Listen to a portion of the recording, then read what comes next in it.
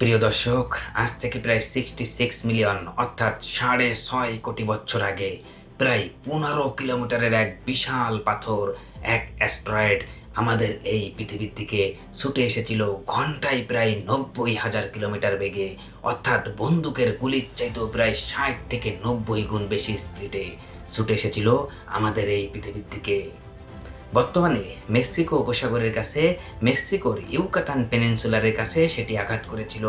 এবং এটার আঘাতটা এতটাই ভয়ানক ছিল যে প্রায় 20 কিলোমিটার গভীরের 180 স্কোয়ার কিলোমিটারের এক বিশাল গর্ত তৈরি হয়ে গেছিল সেখানে। বিজ্ঞানীরা হিসাব করে বলেছেন যে দ্বিতীয় বিশ্বযুদ্ধের সময় জাপানের হিরোশিমায় যে অ্যাটমিক বোমা ফেলা হয়েছিল সেটার শক্তি ছিল মাত্র 15 কিলোটন টিএনটি, কিন্তু এই পাথরটা আঘাত করার ফলে যে শক্তি সেখানে রিলিজ হয়েছিল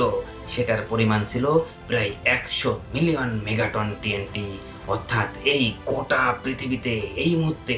যতগুলো অ্যাটম বোমা আছে, গোটা আমেরিকা, উত্তর কোরিয়া, দক্ষিণ কোরিয়া, রাশিয়া, চীন, জাপান, চায়না সব কিছু মিলিয়ে এই সমস্ত বোমগুলোকে যদি একত্র করা হয়, এর চাইতেও প্রায় 10,000 থেকে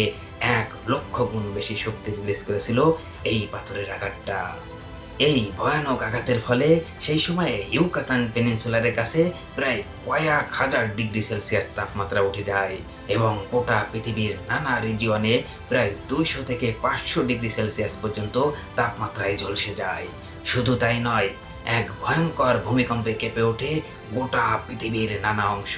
এবং কোস্টাল এরিয়াগুলোর আশেপাশে প্রায় 200 থেকে 300 কিলোমিটার উচ্চতায় সুনামিতে ঢেকে যায়, তছনছ হয়ে যায় সবকিছু।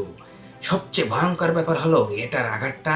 এতটাই শক্তিশালী ছিল যে সেই সময় মেক্সিকোর ইউকাতান পেনিনসুলা থেকে ডেব্রিস, ধ্বংসাবশেষ, মাটি, পাথর, ধুলা, বালি সবকিছু ছিটকে প্রায় 100 কিলোমিটার অতিক্রম করে মহাকাশ পর্যন্ত ছড়িয়ে গিয়েছিল।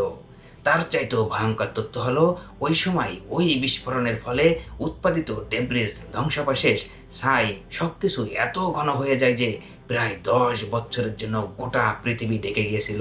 এবং সূর্যের আলো পৌঁছাতে পারেনি।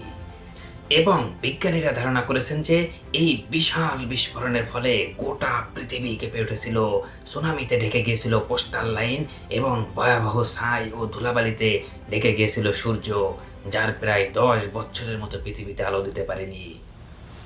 এই সমস্ত কারণে ওই সময়কার পৃথিবীর প্রায় 75% প্রাণী বা প্রাণীর অস্তিত্ব, প্রজাতি মরে গিয়েছিল, বিলুপ্ত হয়ে গেছিল এবং সবচেয়ে হৃদয় বিদারক ঘটনা হলো ওই সময় বিলুপ্ত হয়ে যায় এই পৃথিবী কাঁপানো, একসময় পৃথিবীতে রাজত্ব করা দানবীয় সেই বিশাল বিশাল সেই সমস্ত ডাইনোসর, বিশাল বিশাল আরজেটিসোনারাস।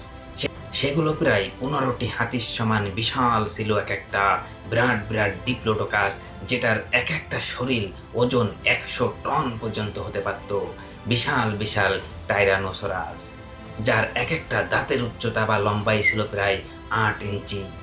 এসব ভয়ানক সেই গল্পের ডাইনোসরগুলো তখন ধ্বংস হয়ে যায় সেই অ্যাস্টেরয়েডের আক্রমণের কারণে।